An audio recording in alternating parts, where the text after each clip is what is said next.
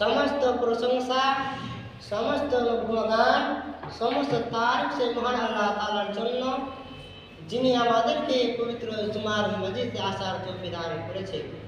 তার প্রশংসা শেষ করা যাবে না এবং বলে শেষ করতে পারবো না, তাই ছোট্ট একটি বাক্য বলি আলহামদুলিল্লাহ। তারপরে জনাবে মুহাম্মদ রাসূলুল্লাহ সাল্লাল্লাহু আলাইহি ওয়াসাল্লাম, তারপরে শত শত সালাম ও দরুদ বর্ষিত হোক। সকলে আল্লাহুম্মা সাল্লি আলাইহি আল্লাহুম্মা বারিক আলাইহি। যে বিষয়ে আমি আপনাদের সামনে বলে এসেছি সেটি হচ্ছে জাহান্নাম সম্পর্কে। জাহান্নাম হচ্ছে আরবি লফজ, ইয়ার অর্থ হচ্ছে শাস্তির স্থান, এবং তাকে ফার্সিতে বলা হয় দোজখ বা জাহান্নাম। যারা মুনাফিক, যারা মুশরিক, যারা আল্লাহর সাথে কুফরি করে, তাদের জন্য জাহান্নামের শাস্তি রয়েছে। এই জাহান্নাম সম্পর্কে মহান আল্লাহ তাআলা বলছেন, ইন্না জাহান্নামা কানাত মিরসাদা। জাহান্নাম এমন একটি জায়গা, জাহান্নাম এমন একটি জায়গা যারা মানুষকে ধরার জন্য বসে আছে। যারা দুনিয়াতে আল্লাহর হুকুম মানেনি, যারা দুনিয়াতে আল্লাহর ইবাদত করেনি, যারা দুনিয়াতে 5 ওয়াক্ত সালাত আদায় করেনি, তাদেরকে ধরার জন্য জাহান্নাম বসে আছে, জাহান্নাম রেডি হয়ে বসে আছে।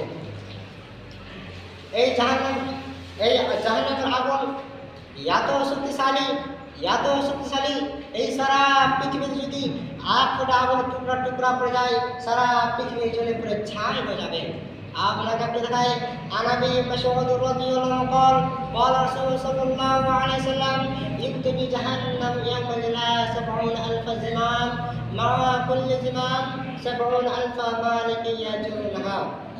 এই দুনিয়াতে যেটা আগুন রয়েছে, এই দুনিয়াতে যেটা আগুন রয়েছে, এই আগুন হচ্ছে জাহান্নাম, আগুন হচ্ছে ওরা সবচেয়ে বড় শক্তিশালী।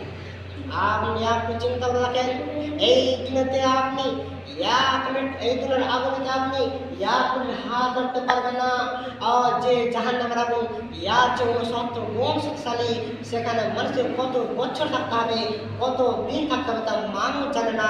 সেই জাহান্নামে তাও মানুষ ভয় করে না।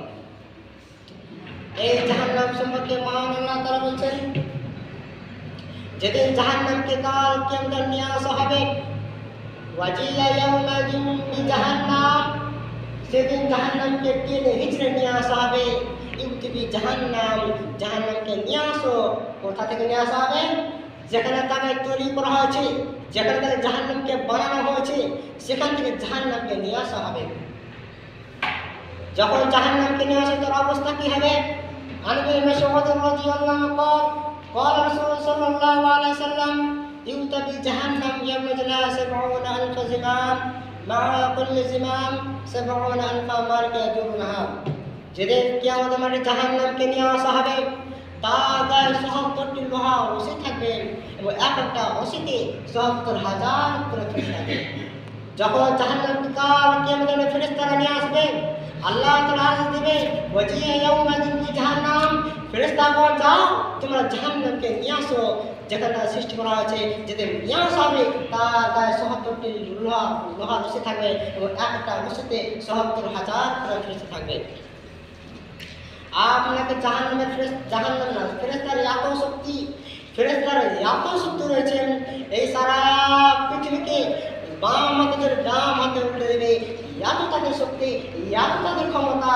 তার সত্ত্বেও যদি জাহান্নামকে নিয়ে আসা হবে, তার যেদিন জাহান্নামকে উপস্থিত করা হবে, তখন ৭৭,০০০ একটা রশিতে থাকবে।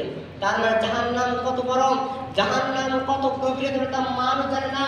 যেমন আনবি মুসাল আশার রাদিয়াল্লাহু কল قال رسول صلى الله عليه وسلم إن حجرا يقذف به في جهنم هذا 70 خريفا قبل أن يبلغ قعرها।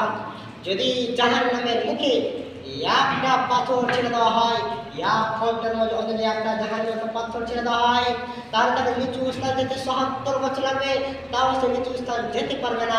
তার মানে হাসিবে আছেন, একটা পাথর যদি জাহান্নামের মুখে ছেড়ে দেওয়া হয়, একটা পাথর যদি 1 বছর নিচু যায়, কত গভীর যাবে তা মানুষ জানলাম। একটা পাথর যদি 10 বছর নিচুতে যেতে থাকে, কত গভীর যেতে পারে তা মানুষ জানে না। তার সত্ত্বেও যখন জাহান্নামে মানুষ জাহান্নামের পাথরকে নিক্ষেপ করা হবে, 70 বছর যাওয়ার পর নিচে যেতে পারবে না। এই হাদিসেরা প্রমাণ হচ্ছে যে জাহান্নাম কত গভীর, জাহান্নাম কত বড় হতে পারে তা মানুষের পক্ষে সম্ভব করে শোনায়। মানুষ তা আল্লাহ ছাড়া কোনো মানুষ জানে না। এই জাহান্নাম সম্পর্কে মহান আল্লাহ বলেছেন, হ্যাঁ এই জাহান্নাম লাতি কুনতুম তুআদুন ইসলাউহাল ইয়াওমা বিমা কুনতুম তাকফুরুন। এই সেই জাহান্নাম যা মানুষকে সাবধান করা হয়েছিল, যা মানুষকে সতর্ক করা হয়েছিল, যা মানুষকে বলা হয়েছিল, যা তার সাথে যারা জীবিত পৃথিবী করে চলেছেন, আল্লাহর ইবাদত করেনি, রাসূলের অনুগত করেনি, 5 ওয়াক্ত নামাজ পড়েনি, হজ করেনি, রোজা রাখেনি, জেনা ছাড়েনি, মদ ছাড়েনি, জুয়া ছাড়েনি, হারাম ছাড়েনি, তাদেরকে বলা হবে যাও তোমরা জাহান্নামে প্রবেশ করো, তোমরা জাহান্নামে প্রবেশ করো, তাদেরকে আল্লাহ তাআলা কাল দণ্ড করবে।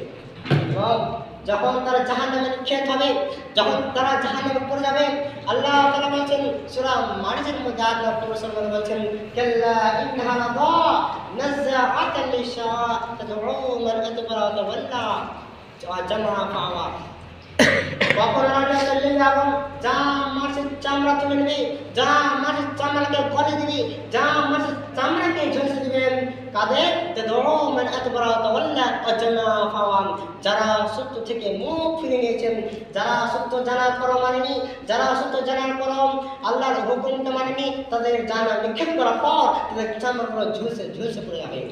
সত্য থেকে মুখ ফিরে আপনাকে একটু দেখাই, যাদেরকে বলা হয়েছিল তোমরা 5 ওয়াক্ত সালাত আদায় করো, যাদেরকে বলা তোমরা জেনা ছেড়ে দাও, যাদেরকে বলা হয়েছিল তোমরা হারাম খেও না, যাদেরকে বলা হয়েছিল তোমরা নিশাদ্রব্য পান করো না, যাদেরকে বলা হয়েছিল তোমরা আল্লাহর ইবাদত করো, রাসূলের অনুগত করো, তারপর যারা করেনি, আজকে প্রত্যেকটি মুসলমান জানে, প্রত্যেক মুসলমান যারা 5 ওয়াক্ত সালাত আদায় করতে হবে, তার সত্ত্বেও যারা করে না তাদেরকে আল্লাহ জাহান্নামে নিক্ষেপ করার পর তার জান্নাতের ঝলসে পড়ে যাবে।